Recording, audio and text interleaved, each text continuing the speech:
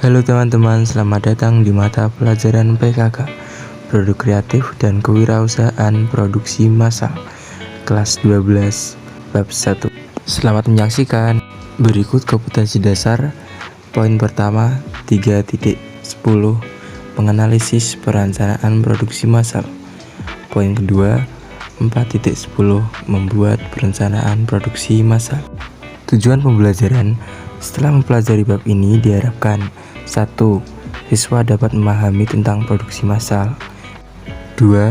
Siswa dapat mengidentifikasikan tentang perencanaan produksi massal. 3. Siswa dapat mengidentifikasikan rancangan produksi massal. 4. Siswa dapat mengidentifikasikan tahapan produksi massal. 5. Siswa dapat menganalisis dan mempresentasikan proses produk suatu perusahaan. 6. Siswa dapat membuat dan mempresentasikan rancangan produk sesuai jurusan.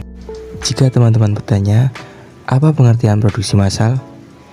Di sini dijelaskan, produksi massal adalah sebutan yang diberikan kepada sebuah metode memproduksi barang dalam sejumlah besar dengan biaya yang rendah per unitnya. Dan berikut adalah sifat-sifat produksi massal, yaitu 1. Produk yang dihasilkan berjumlah besar. 2. Sistem produksi disesuaikan pada urutan. 3. Tidak membutuhkan tenaga kerja yang banyak. 4. Persediaan bahan produk lebih sedikit. 5. Bahan-bahan dipindah menggunakan mesin. 6. Mesin membuat produk bersifat khusus. Perencanaan produksi. Perencanaan produksi adalah proses menciptakan ide produk dan menindaklanjuti sampai produk diperkenalkan ke pasar. Perencanaan produksi meliputi hal-hal sebagai berikut. Poin A. Mempersiapkan rencana produksi mulai dari tingkat agregat untuk seluruh pabrik yang meliputi perkiraan permintaan pasar dan proyeksi penjualan. Poin B.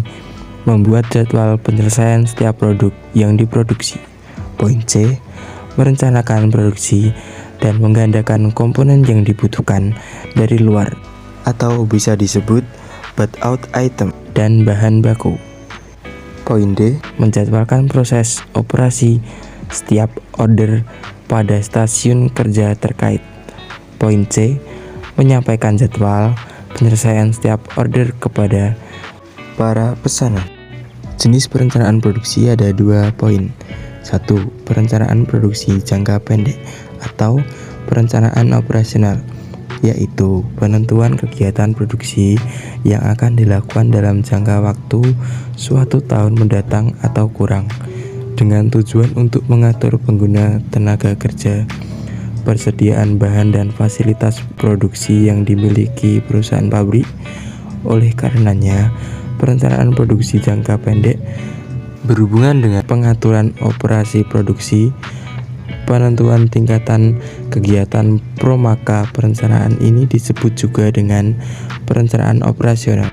Poin 2. Perencanaan produksi jangka panjang, yaitu penentuan tingkat kegiatan produksi lebih dari 1 tahun, biasanya sampai dengan 5 tahun mendatang, dengan tujuan untuk mengatur pertambahan kapasitas peralatan atau mesin, ekspansi pabrik, dan pengembangan produk, dan bisa disebut juga product development.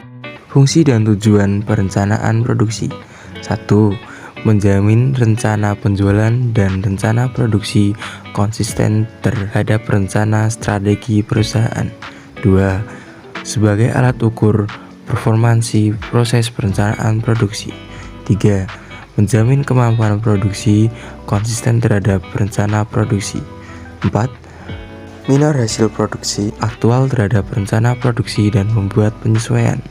5. Mengatur persediaan produk jadi untuk mencapai target produksi dan rencana strategis. Berikut adalah dimensi untuk menilai kinerja usaha pengembangan produk. 1. Kualitas produk. 2. Biaya produk. 3. Waktu pengembangan produk. 4. Biaya pengembangan. 5. Kapabilitas pengembangan. Tahapan produksi massal adalah sebagai berikut. 1. Market Research and Viability Study Market Research. 2. Brainstorming. 3. menentukan tujuan dan batasan produk. 4. Menggambar produk. 5. Review produk. 6. Membuat properti atau sampel. 7. Uji coba. 8. Produksi massal. Kesimpulan materi kali ini yaitu produksi massal adalah sistem produksi barang secara terus-menerus dengan kuantitas barang yang berskala besar. Dalam produksi massal, perusahaan manufaktur dapat menghasilkan ratusan bahkan ribuan produk secara bersamaan. Proses produksi massal biasanya dilakukan oleh perusahaan industri besar dan pabrik dengan ratusan karyawan.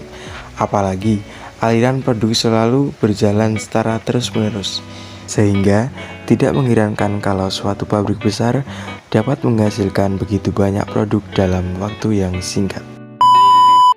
Demikian pembahasan materi kali ini. Jangan lupa like, comment, and subscribe. Tetap enjoy and see you next time.